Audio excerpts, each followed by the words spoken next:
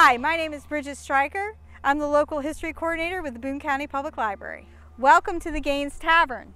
The Gaines Tavern was built in 1812 for Abner Gaines. Over the years, it was a tavern, it was a home, it was an antique shop. But since 1899, it's been most well known for its murders and suicides within this house and how it was cursed and haunted. In the 1889 Boone County Recorder, I found a whole article talking about 9 murders and suicides that happened within this house and on this property.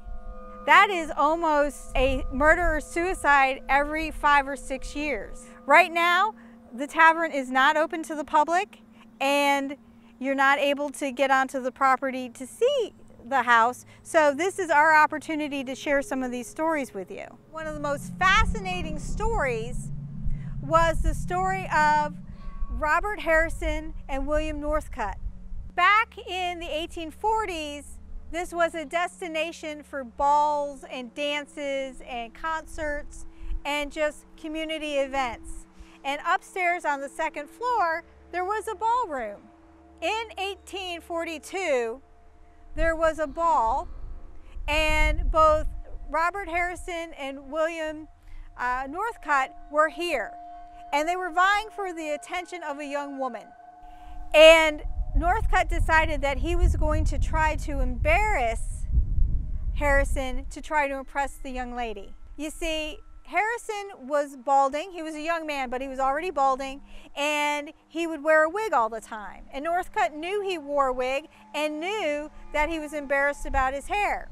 So during the ball, in front of the entire community and the young lady, Northcutt pulled off the wig and threw it to the ground. Harrison was so embarrassed and angered that without speaking, he drew a Spanish dagger and he plunged it into the heart of William Northcutt. William Northcutt died immediately. So what happened to Robert Harrison? Well, Robert Harrison was a relative of President William Henry Harrison. So he had a standing within this community. Also, the community felt that the murder was justified because of the embarrassment that Harrison faced by Northcutt. So Robert Harrison was not arrested, was not charged, and really spent his life not facing the crime of killing another man. Although it is said through family histories that he was affected by the tragedy, ended up not marrying, and suffered depression for many years. Over the years, people talked about the Northcutt death all the time. It was in the newspaper, it was in the oral history. Some historians claim that you could still see the bloodstains in the ballroom floor. This is the first tragic death that we have noted in this house that set off a chain of 9 murders and suicides in 50 years. There were 2 suicides by gunshot in the house while it was still a tavern. This was the last stop before you got into Covington and Cincinnati. The former mayor of Covington came here.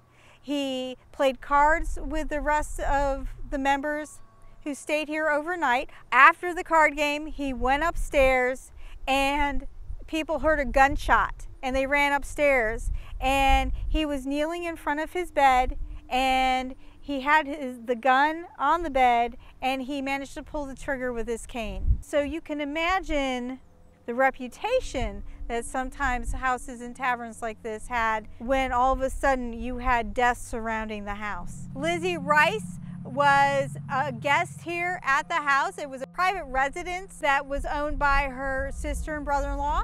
And as she was staying here, she became despondent. And unfortunately, while she was here, she went out to what was the orchard out in this field. And while she was in the orchard, she doused herself with oil, coal oil, and set herself on fire and ran back into the house, into the door here, where she died a couple hours later. tragically saying that she just was tired of living. Lizzie's death was the last known tragic suicide on the property, and it ended 50 years of tragedy within this house. So while we were here giving a tour of the property for one of our ghost walks, one of the staff members from the library was standing right here in the yard talking about Lizzie Rice and Hugh Ingram, and there were people standing behind her facing the house taking photographs. And as they were taking photographs, they were looking up into the second-story windows. Those photographs showed an older man with a little girl standing in a window. We didn't have any older gentlemen on staff or in the building at the time, and we didn't have any little girls in the building. Around the time that I was researching that, the house was open for museum visits, and there was a teen girl in the front living room, the front parlor, playing on an instrument like an organ. A woman came up to the door, addressed the teen docent who was in the room, and said, "Just so you know, the little girl likes it when you play the concertina." And there had been no little girl guest that day. The volunteer had not been playing the instrument for at least an hour before the woman had come onto the property. And it was at that same time that I discovered that a little girl had passed away in the family and was buried in the cemetery right nearby. And we think it is Abner Gaines's young daughter who died in 1822. Thank you for coming and joining me here today as we talk about the spooky and the tragic, creepy history. We also have some information online regarding some of the ghosty things that have happened here in Boone County. Boone County's history can be pretty creepy, but that's the way we like it.